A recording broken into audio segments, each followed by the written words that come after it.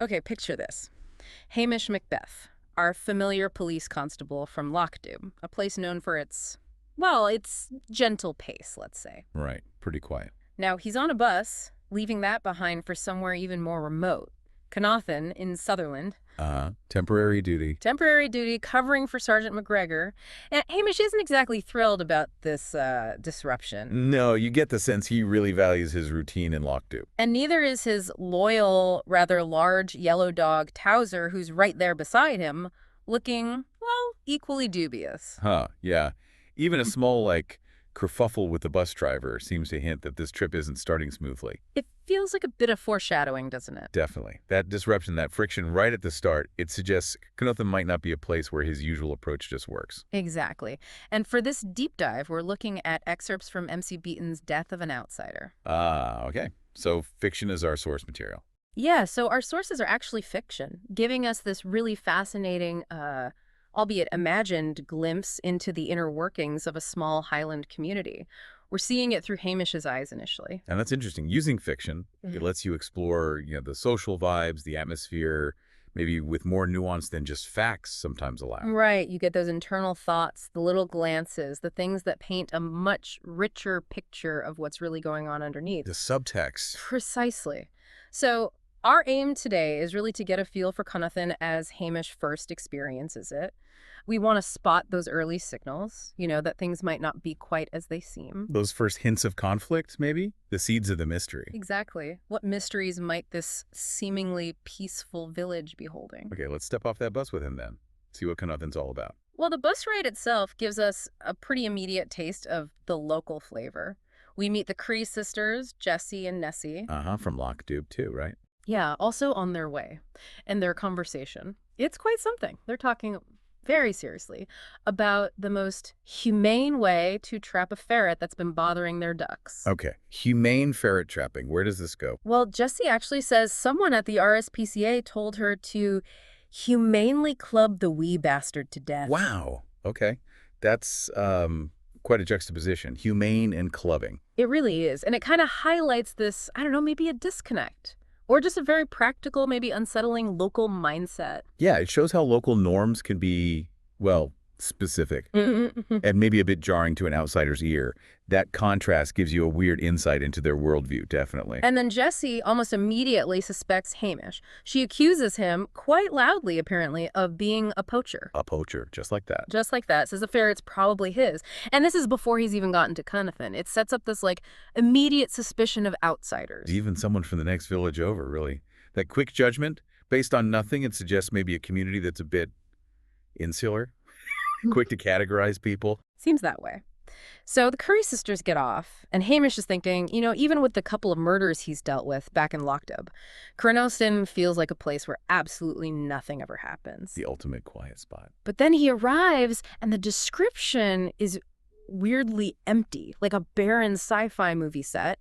But at the same time, he gets this really strong feeling of being watched. From behind the curtains. Exactly, behind the lace curtains. That's such a powerful contrast, isn't it? Obvious emptiness, but intense hidden watching. That duality is classic for creating unease. No visible activity doesn't mean no awareness. Those hidden eyes suggest a community that's maybe reserved on the surface, but intensely interested, maybe judging. You feel observed. As he gets to the police station, it's this bungalow called, rather ironically, Green Pastures. Green pastures, okay. And it's just eerily silent. Then there's this little detail, a mail order magazine addressed to a Mrs. A. McNeil. And there's a note about her having a sallow Spanish type of face. Interesting. In a small Highland village. Yeah, it seems like a minor thing, but it hints maybe at some unexpected diversity. Or maybe someone who feels isolated precisely because they look different in that setting. That's a good point. It challenges that idea of a totally uniform rural place. Makes you wonder who the real outsiders are within Cnothan itself. Then he meets the departing McGregors, and his first interaction is quite telling. Hamish sort of gently suggests maybe getting a man who's suffering from DTs to the hospital. Sensible suggestion. You'd think, but it's immediately shot down. Waste of public money. Wow. Okay. So a different set of values, perhaps. It certainly seems like a stark difference, doesn't it? Maybe in priorities, how resources are viewed. Absolutely. Very pragmatic, maybe even a bit unsentimental about community welfare compared to what Hamish might expect. And the McGregors themselves, Sergeant McGregor is described as, like, boisterous. His wife, though, she's very concerned with appearances. And their trip to Florida. Ah, the Florida trip. Her main worry seems to be keeping the lounge nice for when they get back. And this lounge? Oh boy. Pink niched curtains, salmon-colored nylon velveteen furniture, Oh dear. highly colored religious pictures with very Anglo-Saxon-looking Jesus figures, and a violently tartan carpet. Violently tartan. Goodness. That's quite a It's mix. a real clash. It paints such a vivid picture of, well, a different aesthetic, maybe a kind of cultural mismatch with Hamish's own, more understated style. Yeah, it's not just about taste, is it? It maybe speaks to trying to project a certain image, something maybe learned from magazines or TV that feels totally out of place there. Sort of tradition versus a certain idea of modernity. The bungalow itself is huge, like 5 overly furnished bedrooms. Seems a bit much. A big grant for the local sergeant, maybe. But the kitchen, apparently, is functional, and that gives Hamish a small sense of relief. His immediate plan. Avoid the lounge. Can't blame him there. Yeah. That contrast between the showy lounge and the practical kitchen says a lot about their priorities, doesn't it? Mm. And Hamish just wanting to stay out of it shows how much of an outsider he feels, even his temporary digs. Then he gets down to practicalities. Asks about a television, asks for the police car keys, gets pretty much brushed off on both counts. The McGregors just seem keen to leave. Not exactly a warm handover. Not at all. So the second they're gone, Hamish immediately turns up the heating. Sensible moves in Sutherland. Probably freezing. And then he checks the kitchen cupboards. Let me guess. Completely bare. Not a thing. Which leads to his wonderfully sarcastic thought, wishing they get hijacked to Cuba. Huh. Classic Hamish. That dry wit masking, just pure annoyance. It's a small detail, the cupboards, but it really lands the feeling of him being dumped there with absolutely nothing. So next he checks out the actual police station office part, looks in the filing cabinet. And finds state secrets, cold cases, Nope. Mostly sheep dip papers. sheep dip papers. Yeah.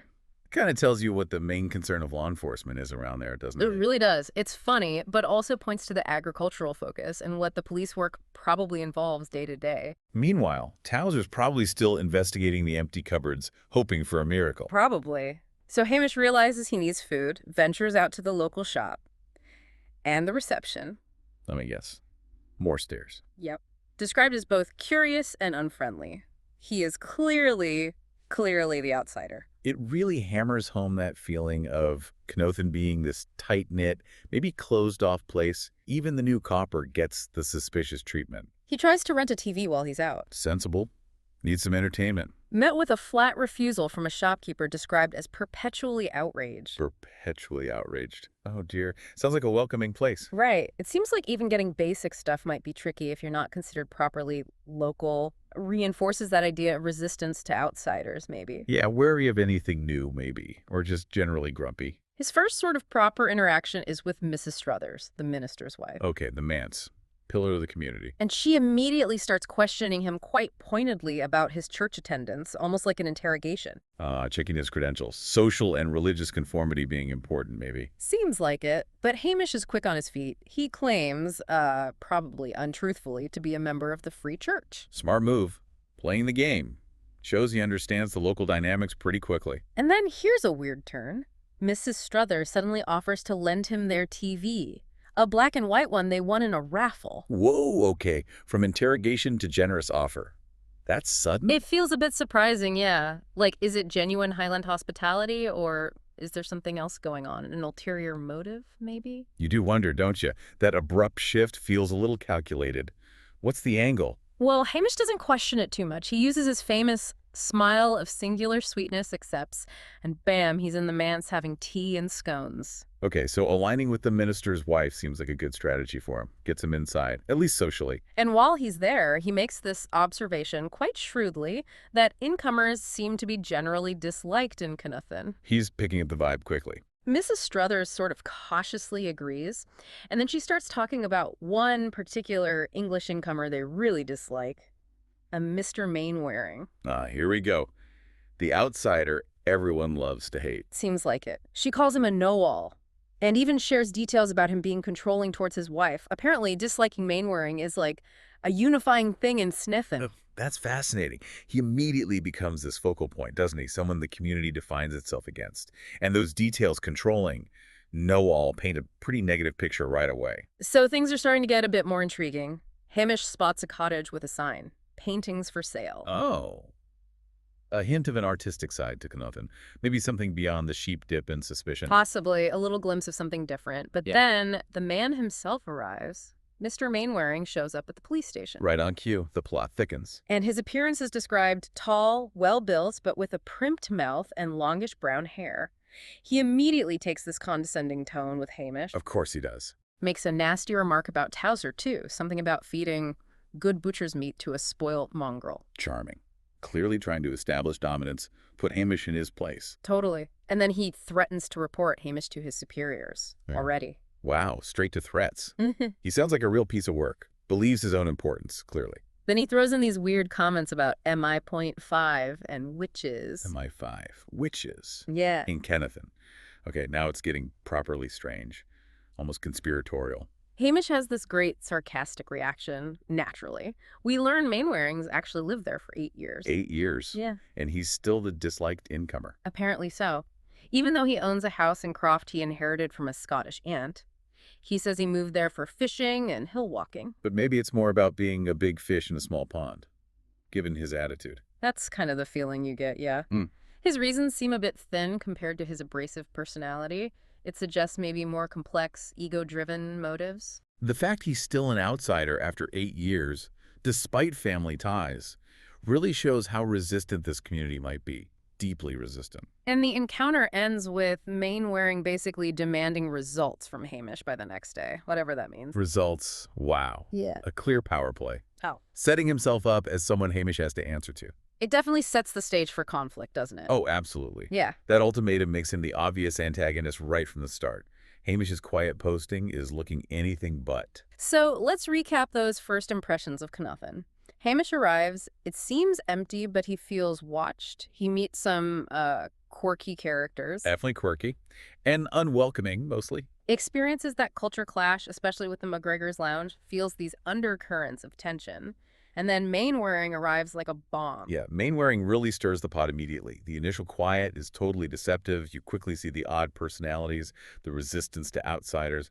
Mainwaring just crystallizes all that potential conflict. It really makes you think about first impressions, doesn't it? How a place that looks ordinary, even dull on the surface, can have all this drama bubbling underneath. What assumptions might you, listening now, make about a little village like this? That's a really good question. It's easy to have these preconceived ideas, maybe romanticize rural simplicity.